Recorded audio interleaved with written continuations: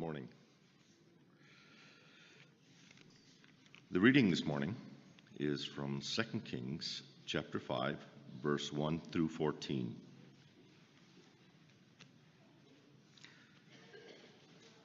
Second Kings chapter 5, 1 through 14.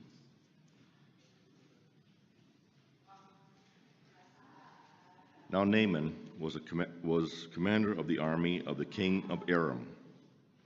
He was a great man in the sight of his master and highly regarded because through him the Lord had given victory to Aram. He was a valiant soldier, but he had leprosy. Now bands of raiders from Aram had gone out and taken captive a young girl from Israel, and she served Naaman's wife. She said to her mistress, "If only my master could see the prophet who is in Samaria, he would cure him of his leprosy." Naaman went to his master and told him what the girl from Israel had said. "By all means, go," the king of Aram replied. "I will send a letter to the king of Israel." So Naaman left, taking with him 10 talents of silver, 6,000 shekels of gold, 10 sets of clothing. The letter that he took to the king of Israel read, "With this letter I'm sending my servant Naaman to you so that you may cure him of his leprosy." As soon as the king of Israel read the letter, he tore his robes and said, "Am I God? Can I kill and bring back to life? Why does this fellow send someone to me to be cured of his leprosy? See how he's trying to pick a quarrel with me?" When Elisha, the man of God, heard that the king of Israel had torn his robes, he sent him this message: "Why have you torn your robes? Have the man come to me, and he will know that there is a prophet in Israel." So Naaman went with his horses and chariots and stopped at the door of Elisha's house. Elisha sent a messenger to him. "Go wash yourself 7 times in the Jordan, and your flesh will be restored to you, and you will be cleansed." But Naaman went away angry and said, "I thought he would surely come out to me and stand and call on the name of the Lord his God and wave his hand over the spot and cure me of my leprosy. Are not Abana and Pharpar, the rivers of Damascus, better than all the waters of Israel? Couldn't I wash in them and be cleansed?" So he turned and went off in a rage. Naaman's servants went to him and said, "My father, if the prophet had told you to do some great thing, would you not have done it?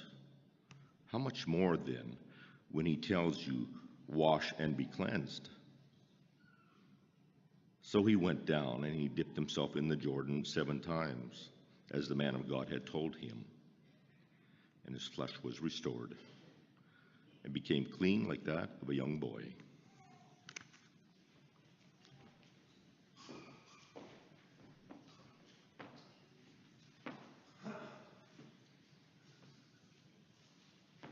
Good morning. How are you guys today? Very good, very good. It's good to see you this morning. And this morning, what we're going to do is we're going to conclude our sermon series on overcoming daily challenges. I know you're probably thinking, we still have 2 weeks left, Jay. Where's the last lesson today? Well, in the next 2 weeks, we're going to have guest speakers. Next week, we're going to have Curtis Abraham, who will speak to us during the Winnipeg Youth Rally.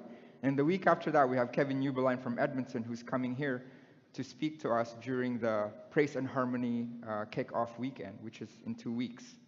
So today, we will conclude our sermon series on overcoming daily challenges, and we've seen so many things in our sermon series. We've had quite a time.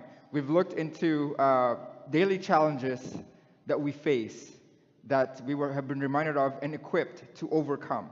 And some of those challenges include our challenges with being patient, with anger, with worry, with setting priorities, making God our number one in our life, taking time out to fellowship with one another, forgiving one another, holding on to our faith in times of difficulties, uh, seasoning our speech with grace. And last week, Sean talked to us about loving our enemies. This morning, in our final lesson for the series, I would like to talk to you about a challenge that we have all faced. And in fact, you probably are in one right now.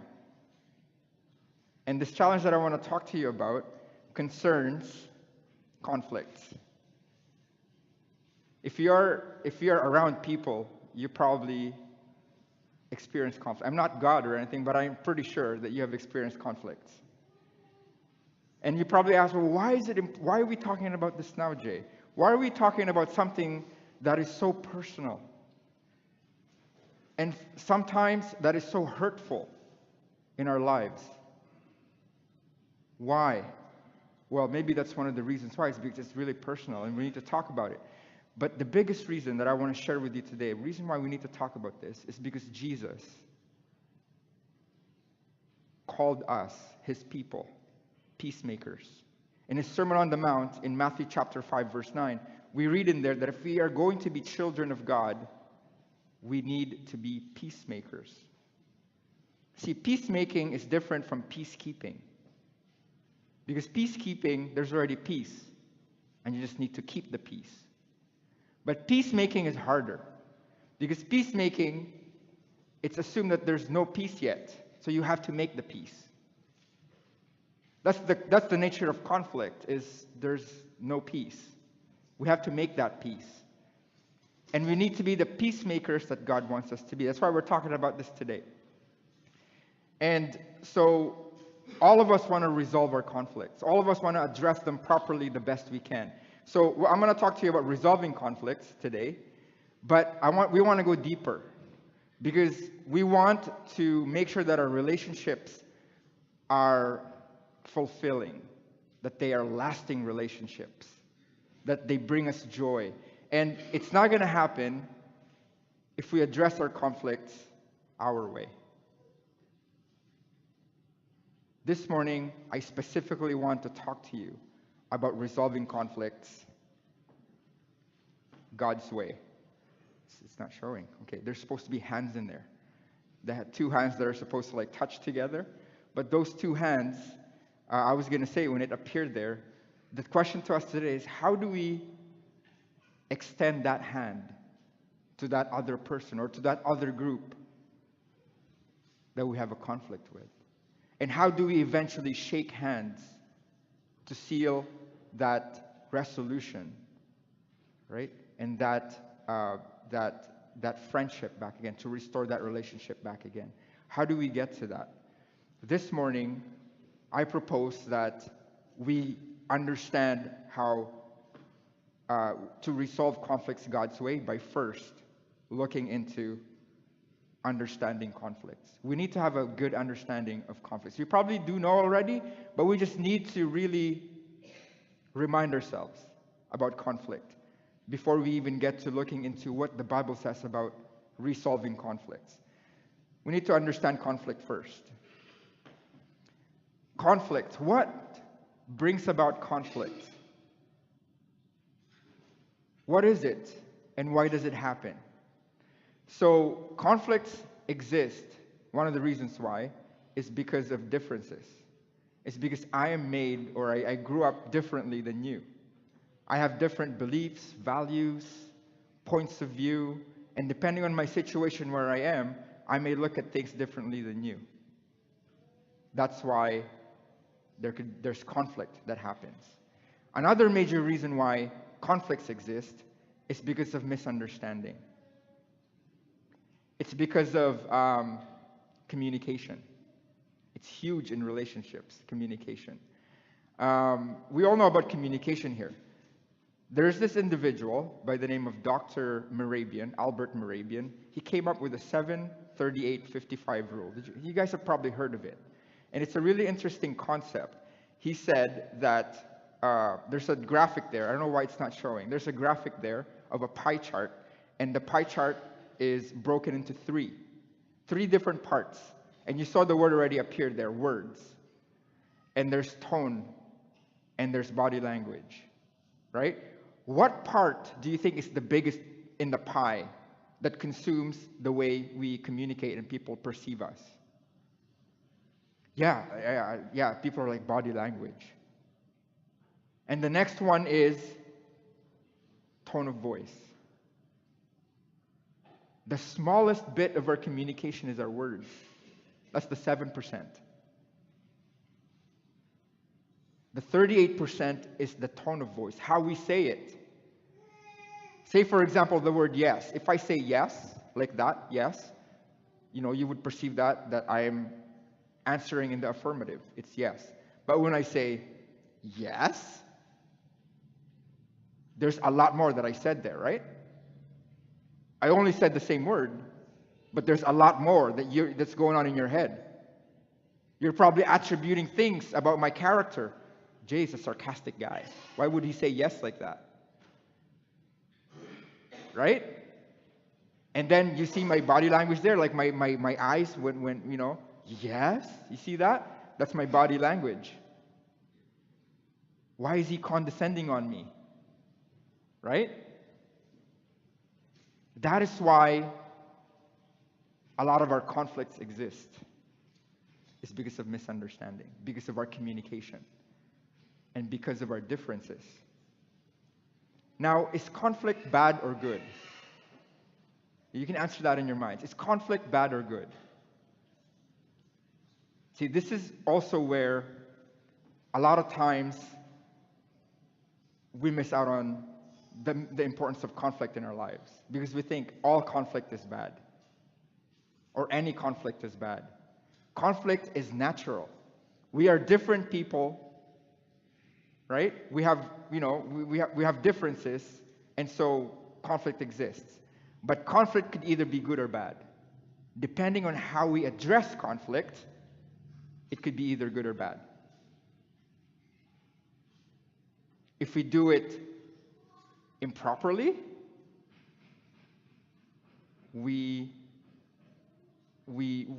conflict could eventually break us. But if we do it well, conflict will make us grow. I'll give you an example. I think I talked to you before about, when Linda and I got married first, one of the things that we really struggled with, I know it's really simple, is the toothpaste. Do you guys remember that?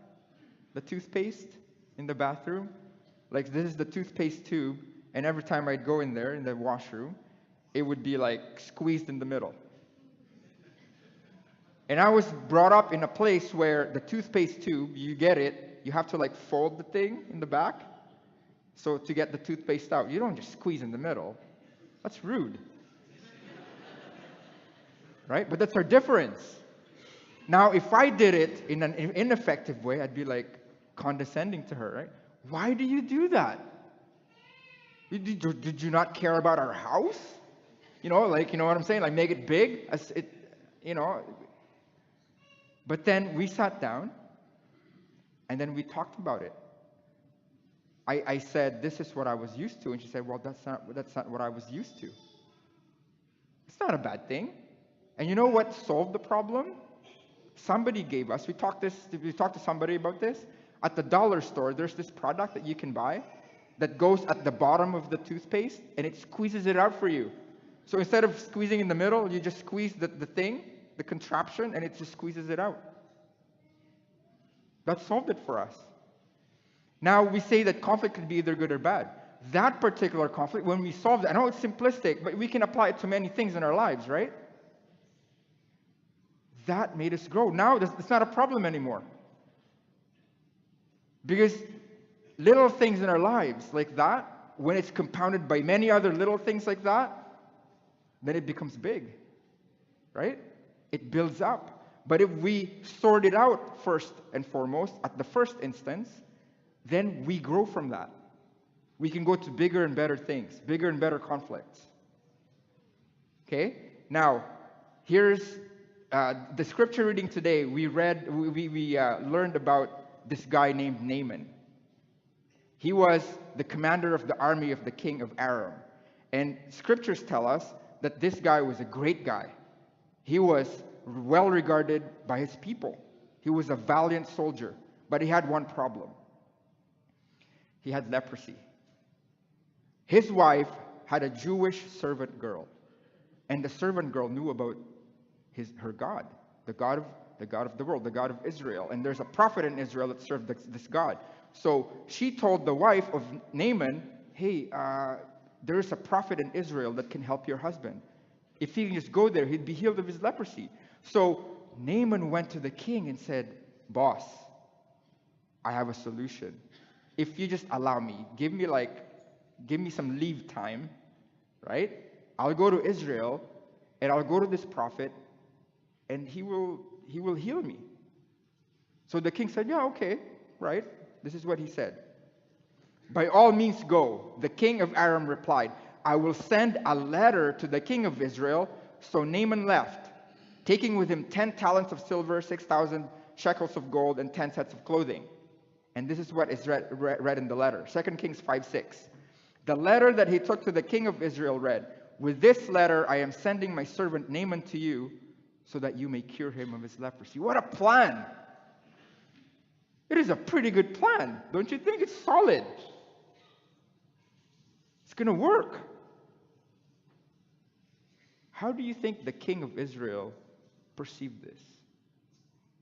Remember, conflicts happen because of misunderstandings, right? And differences, depending on the situations we are in. In verse 7, this is what happened. As soon as the king of Israel read the letter, he tore his robes. He's probably really strong, because I don't know if I can tear my shirt right now. I don't know how to do that. He tore his robes and said, am I God? Can I kill and bring back to life? Why does this fellow send someone to me to be cured of his leprosy? Now look at this. Look at this conflict. See how he is trying to pick a quarrel with me? Fists up. But the king of Aram didn't mean any of that at all. He even brought with Naaman, in today's dollar value, millions of dollars worth of gifts to give to him. But there was obviously a misunderstanding, right? It's the same thing in our lives today.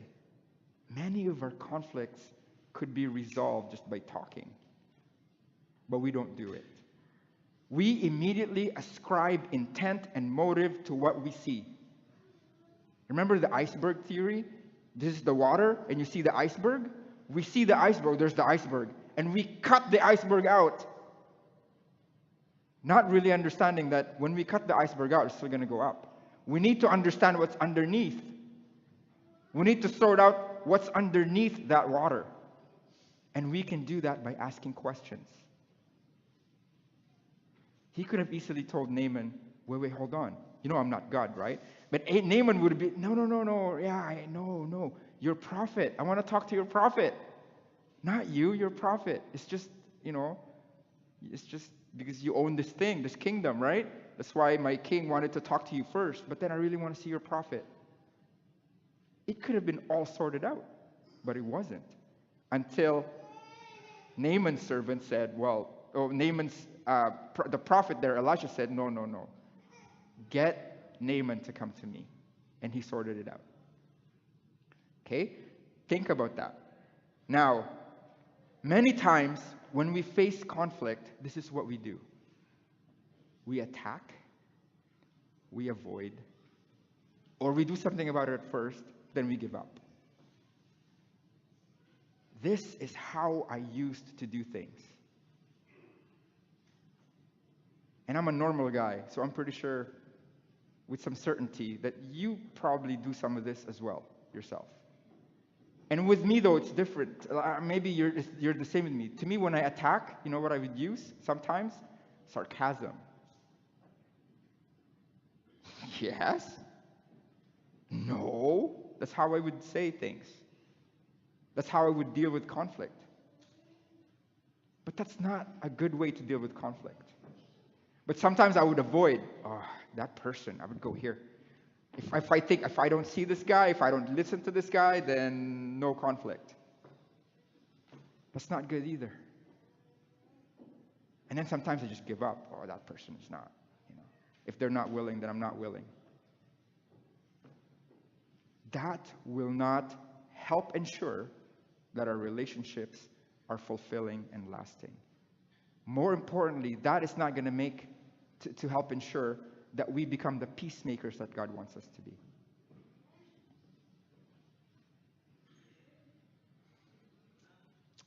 Have you guys heard of King Pyrrhus? There's a picture there, but I don't know why my picture's not showing up. Something's going on here. Who's responsible for this? Just kidding. Conflict, right? You see that? We'll talk about that later. More in detail. King Pyrrhus. There's this guy named King Pyrrhus of Epirus. Epirus was a kingdom that is now currently in the region where Greece and Albania are. So this person, King Pyrrhus, was famous in history for fighting with the Romans. And he was one of the few kings who won against the Roman Empire. Twice he did that. Twice. But his win ended in some devastating losses. He lost his family members who were fighting. He lost his great friends and his many army commanders. When he was congratulated about his 2 wins, you know what he said? We win another battle against the Romans, then we will be utterly and completely destroyed. That's what he said. If we win another battle with the Romans, then we will be utterly and completely destroyed. We will win, yes, but we will lose. You see what he's saying? That's why in history, you look it up on Google, they named something from this king, and they called it a Pyrrhic win. A Pyrrhic win is a win in which you actually lost. That's what happens when we do conflict our way. It's like winning an online argument. It's not a good thing.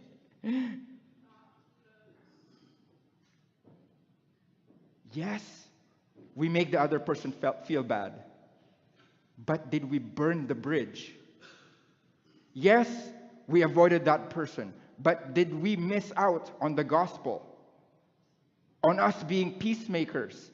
When we attack, when we give up, and when we avoid our conflicts, there's a big wake of devastation that we leave behind for ourselves and for the people around us, for our children, our siblings, our church members. Now, there's another thing that the scriptures tell us about conflicts gone wrong when we resort into fighting. James 4 verse 1 says, "What causes fights and quarrels among you? Don't they come from your desires that battle within you?" Why do we fight? Because of our selfish hearts.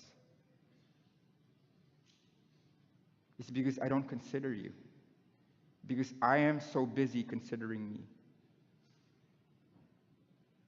That's why. And when it devolves into that, you know what happens? Okay, I want to show you here a picture of what Paul says happens. Oh, before that. Before it devolves into that, let's give an example again in our text of selfish motives, of how bad our hearts can be that leads us to conflict, to bad conflict.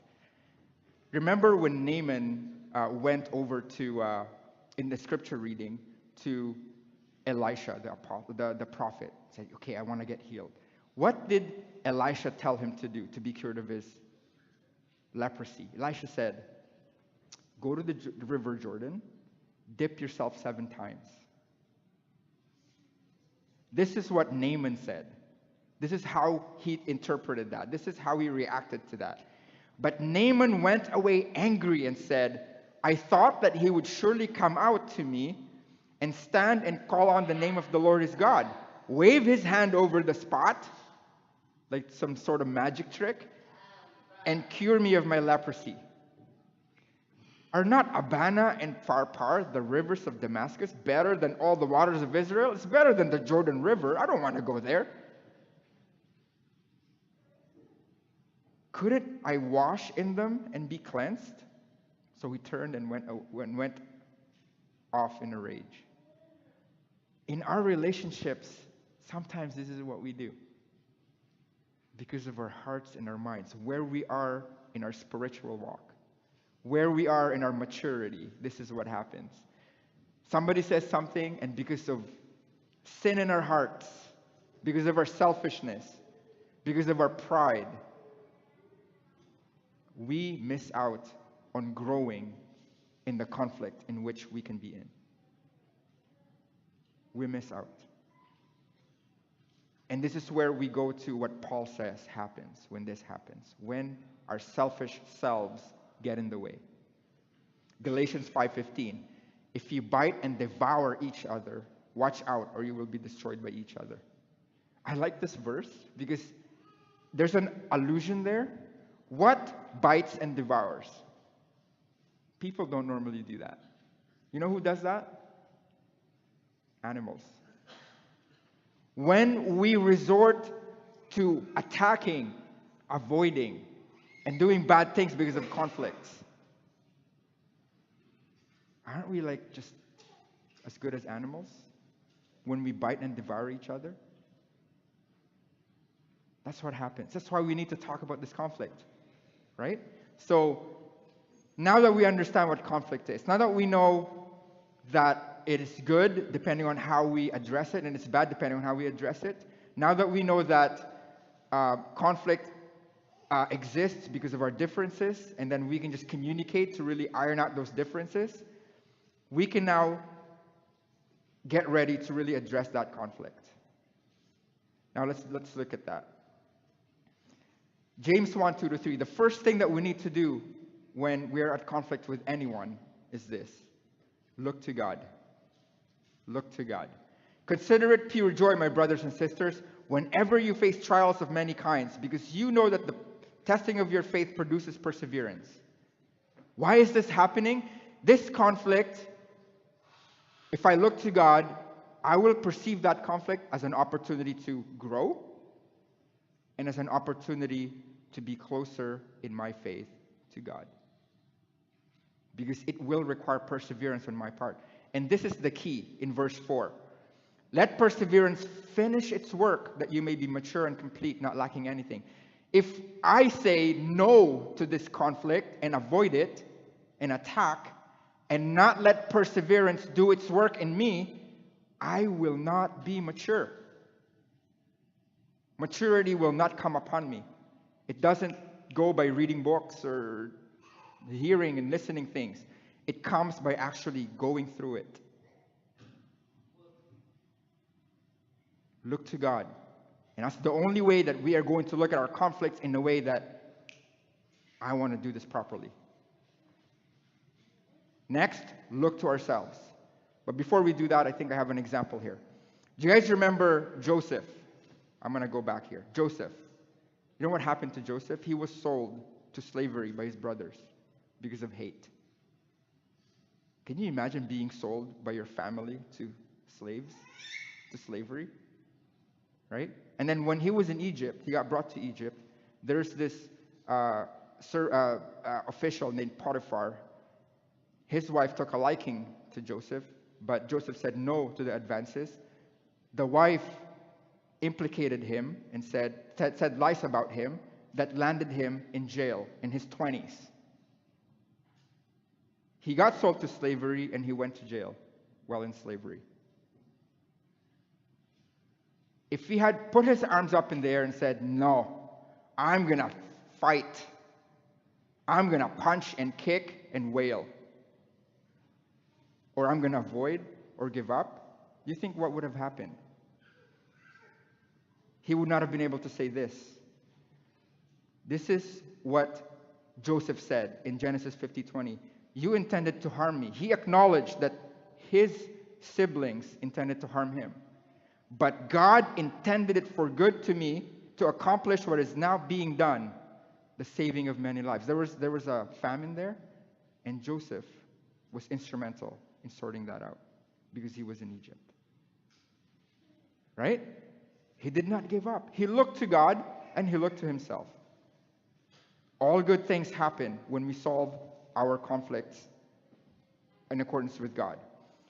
The next thing that we need to do as we look to ourselves is see to it that no one falls short of the grace of God and that no bitter root grows up to cause trouble and defile many. Look at that word, that term, bitter root. When something bad happens to us, it's so easy to fall into that trap, to hold something against someone because of the situation.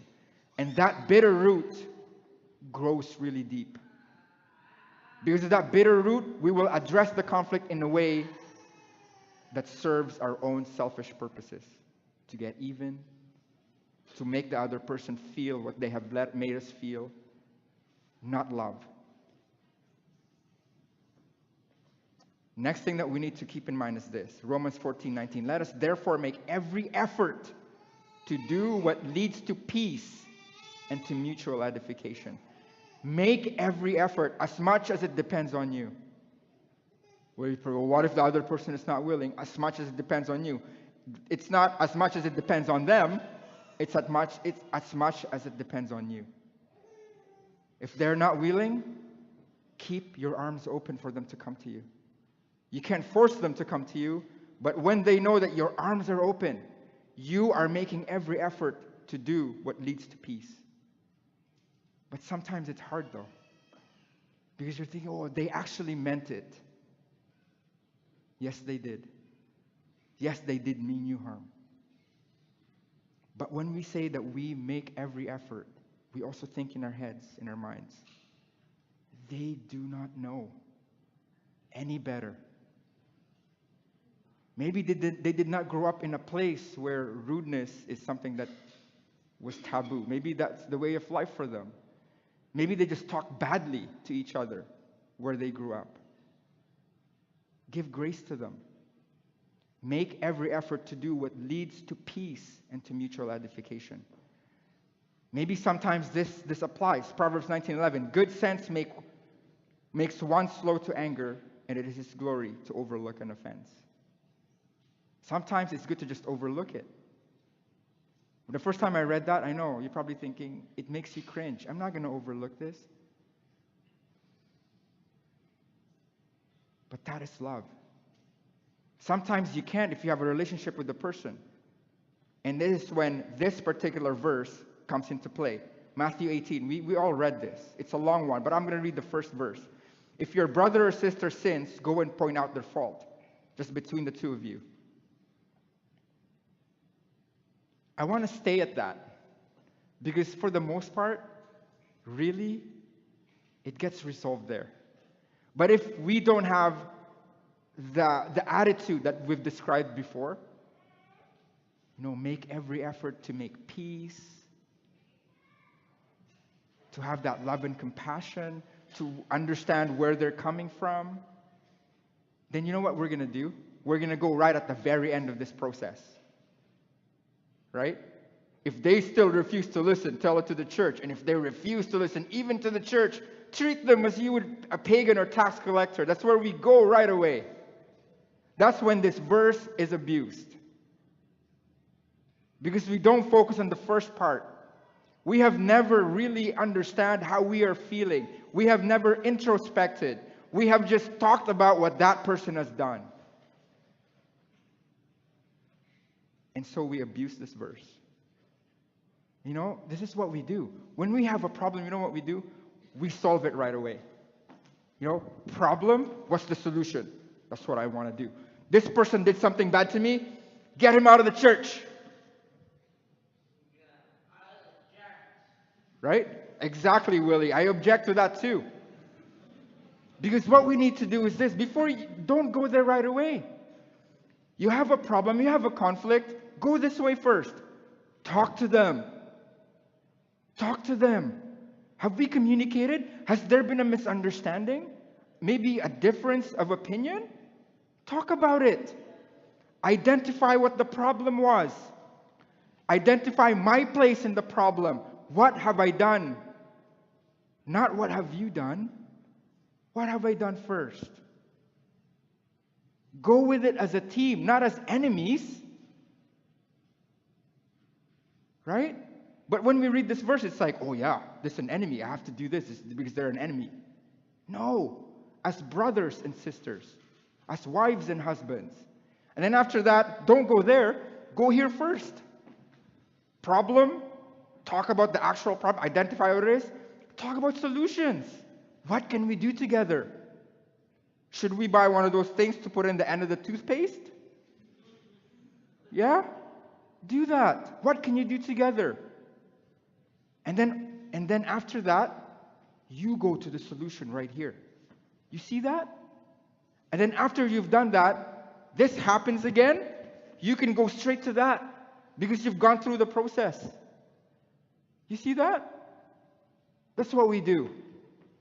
But no, because of our selfish hearts, we go right there. Because we are hurt, we go right there. Right? We want to exact the same thing against the other person. Now, I just want to give you something else. Just really, like a few more minutes of your time to put this into perspective. Say we want to resolve conflicts God's way. Just one last verse. One of the things that we can do right now is to be gracious. Look at this verse. If we're going to do something God's way, let's put Jesus' attitude in our hearts when we resolve conflicts. Look at this. John 1:14. The Word became flesh and made his dwelling among us. We have seen his glory, the glory of the one and only Son, who came from the Father, full of grace and truth. I'm going to say that again. Full of grace and truth. Sometimes when we get hurt, we just know what happened. This is the truth. I'm going to tell them what they did. That is the truth. I'm going to tell them how they sinned. Because it's in the Bible. This is what they did. But you see what Jesus did? He put grace before truth. We see that when he talked to the woman who got caught red-handed with adultery. It's true, that woman should have been stoned to death. That's what the law said. If Jesus were just really like, oh yeah, stone her. But what did she do? He said, grace first. Okay, any of you guys, if you have not sinned, yeah, you can stone her. He gave her grace and then truth. Because he said to her, sin no more. Don't do that ever again. If we can just be gracious and truthful afterwards, we can really solve most of our conflicts. And I encourage all of us to do that today. The message today is simple. Resolve conflicts God's way. Let's understand ourselves and our differences and our communication patterns. And then address conflict with a view to looking into God first and foremost. And then having the attitude of Jesus, wherein he puts grace before the truth. Thank you very much.